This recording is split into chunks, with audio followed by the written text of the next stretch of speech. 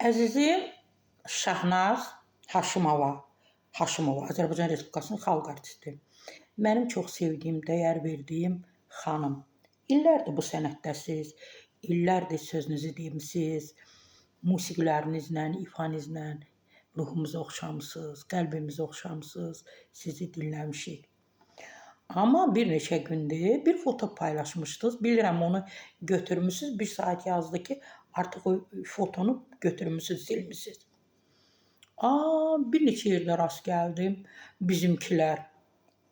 Ay, bu nə fotodur? Yaşına yaraşmır. Nə bilim, adına yaraşmır. Şahnaz Haşimova belə bir qapalı məkandır, hovuzdadır. Çılpaq deyil. Başında belə deyirlər də, çətir deyirlər, nə deyirlər ona, belə papaq var. Əynində qapalı, mavi rəngdə bir paltar var.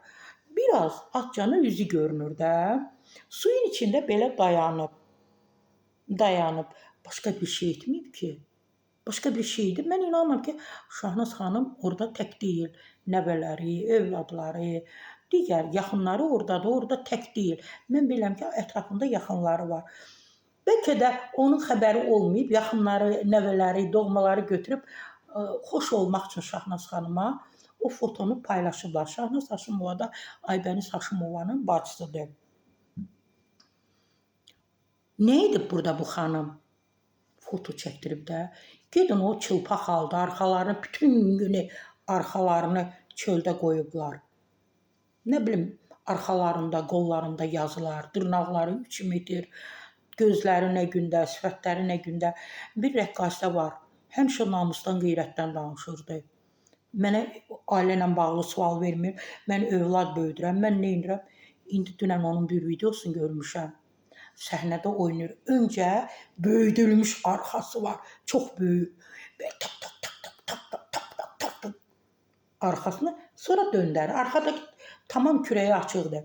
Gedin iradınızı, o qadın da az yaşı yoxdur. Gedin onlara iradınızı bildirin. Şahnaz Haşimova nə edirsə, hər şeyin yerini bilir. Bu günə qədər o xanım hər şeyin yerini bilib. İndi bir dəfə foto paylaşıb, yenə də deyirəm, çılpaq deyil, başını belə kapatıb, sadəcə yüzü görünür. Belə diqqətlə baxanda suyu görsən, bəlkə də hansısa bir yaxınının, qohumunun, əqrabasının həyətindəki bir hovuzdadır. Burada nə var ki? Gedin başqa şeylərin dərdini çəkin, mədəniyyətimiz, incəsənətimiz nə gündədir? Tərbiyəsizlər doluşub. Bütün tərbiyəsizlər hamısı çöküb oturub incəsənətimizdə, mədəniyyətimizdə. Sənət yoxdur. Ancaq hər gün əməliyyat olunub, özlərinə kişi axtarırlar, qabaq həci deyirdi, daha həci axtarmırlar. Həcilər, deyir o həcilər hamısı ata eşşəyə minib getdi. İndi bunlar başqa adamlar axtarırlar.